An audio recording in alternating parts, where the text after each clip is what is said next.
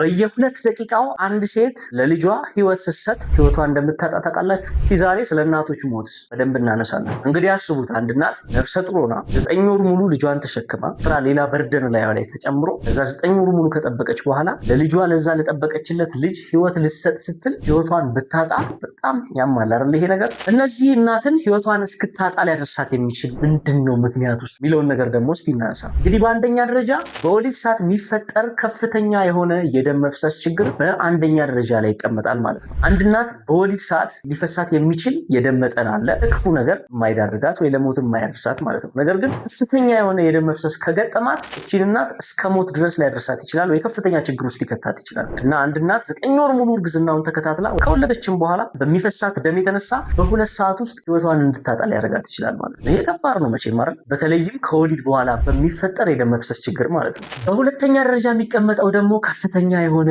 የደም ግፊት ችግር እናትን ለሞት ይዳርጋል። እንዴት ነው ከፍተኛ የሆነ የደም ግፊት ችግር እናትን ለሞት የሚዳርጋት ከተባለ ደግሞ የሚገርማችሁ አንዳንዴ የደም ግፊት ከፍ በሚልበት ሰዓት ምንም ሳይታወቅ እናትየውን ህይወቷን ሊያሳጣት ይችላል። እንዴት ካላችሁኝ አሁን እኮ አብረን ቡና ጠጥተን ነበር፣ አሁን እኮ ደህና አደርሽ ተባብለን ነበር እኮ እንዴት ይሄ ነገር ይፈጠራል ብለን እስክንል ድረስ እናትየውን አሁን አይተናት ወዲያው በፍጥነት የደም ግፊት ችግሯ ህይወቷን ሊያሳጣት ይችላል። እንዴት ነው ካላችሁኝ የሚታይ ነገር ስለሌለው የደም ግፊት ብዙ ጊዜ ምልክት ስለሌለውና ስለማይታወቅ በድንገት ያ ነገር ማኔጅ ካልተደረገና የህክምና እርዳታ ካላገኘች ክትትሏንም የጤና ተቋም ካላረገች ምናልባት ይሄ ነገር ሳይታወቅ ህይወቷን ሊነጥቃት ይችላል ማለት ነው። አንዳንዴ ከዚህ ከፍተኛ ከሆነ የደም ግፊት ችግር የተነሳ በድንገት ሊያንቀጠቅጣት ይችላል። ከፍተኛ የሆነ ራስ ምታት ሊሰማት ይችላል። ማጅራት የመጨምደድ ስሜት ሊሰማት ይችላል እና ከፍተኛ ደረጃ ላይ ወዲያው ይለወጥና ያቺ እናት እርዳታ ካላገኘች የህክምና እርዳታ ችግር ውስጥ ልትገባና ለሞት ልትዳረግ ትችላለች ማለት ነው። በሶስተኛ ደረጃ የሚቀመጠው ደግሞ ኢንፌክሽን ነው። ኢንፌክሽን እንደምታውቁት ሳይታወቅ እናትን ለሞት ከሚዳርጉ ችግሮች መካከል አንደኛው እሱ ነው ማለት ነው። ቀለል ያለ ኢንፌክሽን ይዟት እናት ያንን ኢንፌክሽን ካልታከመች ከፍተኛ ችግሩ ስለሚከታት ከፍተኛ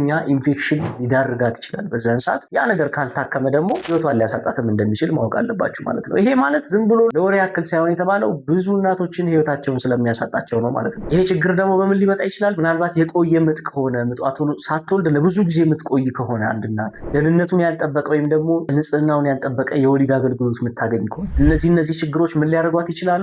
ኢንፌክሽን እንዲገጥማት ያደርጉና ያ ኢንፌክሽን ደግሞ ህይወቷን ሊያሳጣት ይችላል ማለት ነው። በአራተኛ ደረጃ ደግሞ የሚቀመጠው አንድ ህጻን ልጅ በምጥ ሰዓት መውጣት የማይችልበት ደረጃ ይደርሳል። ወይም በማህፀን ወይም ደግሞ በብልት መውጣት የማይችልበት ደረጃ ላይ ይደርስና ያ ችግር ደግሞ ምናልባት በኦፕሬሽን ካልተወለደ በስተቀር ልጁ ማህፀኗ እንዲቀደድና ከደም መፍሰስ ችግር የተነሳ ህይወቷን እንድታጣ ሊያደርጋት ይችላል። ስለዚህ አልወለድ ብሎ የቆየ ልጅ ቶሎ ብሎ በኦፕሬሽን ካልተወለደች በስተቀር ያ ነገር የማህፀን መቀደድ ሊያመጣ ይችላል፣ ወይ ልጁን ደግሞ አርፎ እናትም እንድትሞት ሊያደርግ ይችላል ማለት ነው። ይሄም ደግሞ ትንሽ አይደለም፣ በጣም ብዙ ጊዜ ሊፈጠር ስለሚችል ጤና ተቋም ክትትል በምታደርጉበት ሰዓት ይህንንም ጭምር ነው የምትከላከሉት ማለት ነው። ከዛ ውጭ በጣም ብዙ ጊዜ እኔ ራሴ የምጨውበት ችግር ምንድነው? ደህንነቱን ያልጠበቀ የውርጃ አገልግሎት እናትን ለሞት የሚዳርግ ችግር ከዛ መሃል በአምስተኛ ደረጃ ላይ ይቀመጣል ማለት ነው። ይሄስ ምንድነው ከተባለ ዝም ብሎ መድኃኒት ወስዶ ውርጃ ማድረግ፣ ህክምና ተቋም ሄዶ ምንም ሳያማክሩ ውርጃን ማካሄድና የተለያዩ ችግሮች በባህላዊ መንገድም ሊሆን ይችላል፣ በመድኃኒትም ሊሆን ይችላል፣ ባልተገባ መንገድ ውርጃን ማካሄድ እናትን ለሞት ሊዳርጋት እንደሚችል ማወቅ አለባችሁ ማለት ነው። ደህንነቱን ያልጠበቀ ውርጃ ደግሞ እንዴት ነው ታዲያ እናትን ሊወስድ የሚችለው ካላችሁኝ ደግሞ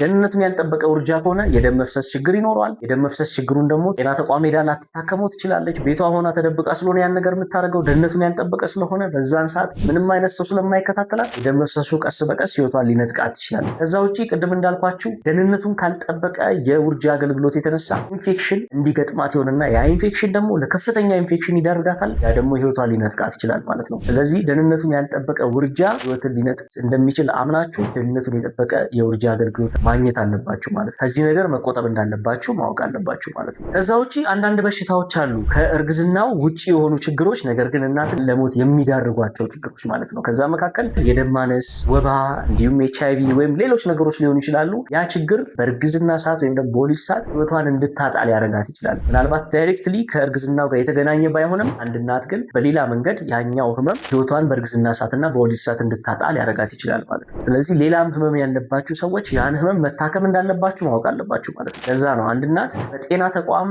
ህክምና እያገኘች ክትትሏን ማድረግ አለባት የሚባለው። ብዙ ችግር ሊፈጠር ስለሚችል ያን ችግር ቀድሞ ለመከላከል ነው ማለት ነው። ስለዚህ እንዳልኳችሁ ብዙ እናቶች ከበሽታ የተነሳ አይደለም የሚሞቱት ማለት ነው። ከምን የተነሳ ነው? ልንከላከላቸው ከምንችላቸው ችግሮች ሆኖ ነገር ግን ያን ነገር በአፋጣኝና ወዲያው እርዳታ ስላላ ካላገኙ ከዛ የተነሳ ወይም ደግሞ በትክክለኛው መንገድ እርዳታውን ካላገኙ ህይወታቸው ሊያልፍ ይችላል ማለት ነው። ህክምና ማግኘት እያለባት በሶስት ምክንያቶች ልትዘገይ ትችላለች። ያ ማለት ህክምና ሳታገኝ ህክምና አግኝታ እርዳታ ተደርጎላት መዳን እየቻለች በሶስት መዘግየቶች የተነሳ ህይወቷን ልታጣ ትችላለች። ያ ሶስት መዘግየት ምንድን ነው ወይም ምን አይነት መዘግየት ነው ከተባለ ደግሞ አንደኛው በአፋጣኝ የህክምና እርዳታ ለማግኘት ያለመወሰን ችግር። ያ ማለት ለምሳሌ አንድ እናት በጤና ተቋም ክትትሏን መች ማድረግ እንዳለባት ሳታረገው ትተዋለች ወይም ደግሞ ክትትሏን ዘግይታ ትጀምራለች። ያኔ መከላከል የምንችላቸው ብዙ ችግሮች እንዳይታከሙና እርዳታ እንዳይደረግላት ያደርጋል። ያ ነገር ደግሞ ለሞት ይዳርጋታል ማለት ነው። ለምሳሌ በዚህ መንገድ ማየት እንችላለን። አንዳንዴ የግንዛቤ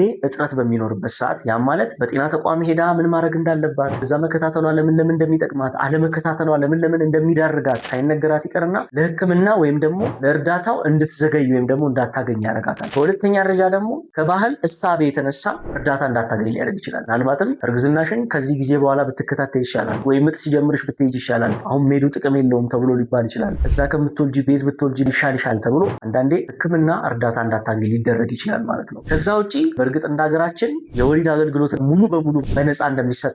ነገር ግን አንዳንዴ ከትራንስፖርት አንጻር ከብዙ ነገር አንጻር ፋይናንሻሊ ወይም ከገንዘብ አንጻር ችግር ያለባቸው ሲሆኑ ምናልባት ቤታቸው እንዲወልዱ በተደጋጋሚ ክትትል እንዳያደርጉ የተለያዩ እገዛዎችን እንዳያደርጉ ሊጎትታቸው ይችላል ማለት ነው። ስለዚህ የመጀመሪያው መዘግየት በዚህ ይወሰዳል። ሁለተኛው መዘግየት ደግሞ እርዳታውን ፈልጋ አንድ እናት ወደ ጤና ተቋም ለመሄድ ስትል ከቤቷ እስከ ጤና ተቋም ድረስ ያለው ርቀት እንድትዘገይ ሊያደርጋት ይችላል። ወይም በቀላሉ ከቤት ተነስታ እርዳታውን ለማግኘት በአንዴ ማደርስበት ሁኔታ ሊፈጠር ይችላል። በተለይ ወደ ገጠሪቱ ኢትዮጵያም ሊሆን ይችላል የተለያዩ አፍሪካ አካባቢዎች በየቦታው ጤና ተቋም ስለሌለ ከቤቷ ተነስታ ወደ ጤና ተቋም ስትሄድ መንገድ ላይ መዘግየት ሊፈጠር ይችላል። የመንገዱ ርቀት፣ የትራንስፖርት አለመኖር ወይም ደግሞ የትራንስፖርት እጥረት፣ አምቡላንስም አለመኖር ሊሆን ይችላል። የመንገድ ራሱ አለመኖር ለዚህ ችግር ሊዳርጋት ይችላል። መንገድ ከሌለ ትራንስፖርት አይኖርም። ትራንስፖርት ከሌለ ከቤቷ ወጥታ ቶሎ የመድረስ ችግር ሊኖርባት ይችላል ማለት ነው። በሶስተኛ ደረጃ የሚቀመጠው ደግሞ እርዳታ ሳታገኝ የምትቆይበት መቆየት ወይም ደግሞ መዘግየት ህይወቷን ሊያሳጣት ይችላል። እቺ ሴት ፍላጎት የተነሳ ምንም አይነት መዘግየት ሳይኖርባት ከዛ ውጪ መንገዱም ደግሞ ቅርብ ሆኖ ወይም ደግሞ መምጣት ችላ፣ ነገር ግን ጤና ተቋም ከደረሰች በኋላ ጤና ተቋም ገብታ ማግኘት ያለባትን ህክምና አገልግሎት ወይም ደግሞ ማግኘት ያለባትን የትኛውንም አይነት ሰርቪስ ሳታገኝ ልዘገይ ይችላል። ከዛ የተነሳ ህይወቷ ሊያልፍ ይችላል ማለት ነው። ከዛም መካከል ምናልባት ደም ቢፈሳት የደም አቅርቦት አለመኖር፣ ሊለገስላት ሲገባ ከደም እጦት የተነሳ ሳይለገስላት ቀርቶ ህይወቷ ሊያልፍ ይችላል። ከዛ ውጪ እንደ አብዛኛው አፍሪካ ሀገር የሚነሳው ደግሞ ከህክምና አገልግሎት አንጻር ወደኋላ የቀረን ስለሆነን ከዛ የተነሳ ምናልባት ማግኘት ያለባትን የህክምና አገልግሎት እንዳታገኝ ሊሆን ይችላል። ከምን የተነሳ? ከኢኮኖሚያችንም የተነሳ ማለት ነው። ስለዚህ ከዚህ የተነሳ አንድ እናት ህይወቷ ሊያልፍ እንደሚችል ማወቅ አለባችሁ ማለት ነው። ስለዚህ ቅድም እንዳልኳችሁ የእናት ሞት በቀላል የሚታይና ትንሽ ነው ተብሎ የሚታሰብ ስላልሆነ እንደ ዓለም ስናየው፣ ነገር ግን እነዚህን ሶስቱን መዘግየቶች ከተከላከልንና እናትም የጤና ባለሙያ ማድረግ ያለበትን ካረገ፣ መንግስትም ማድረግ ያለበትን ካደረገ እንደ ዓለም እናትም ደና ልጅም ጤና ሆነው የሚኖሩበትና የሚወለዱበት ሁኔታ ይፈጠራል ማለት ነው። አንድ እናት በጤና ተቋም ክትትሏን ማድረግ አለባት በቻለችው አቅም ማለት ነው። ስትወልድም ስትከታተልም ጤና ተቋም ይሁን ማለት ነው።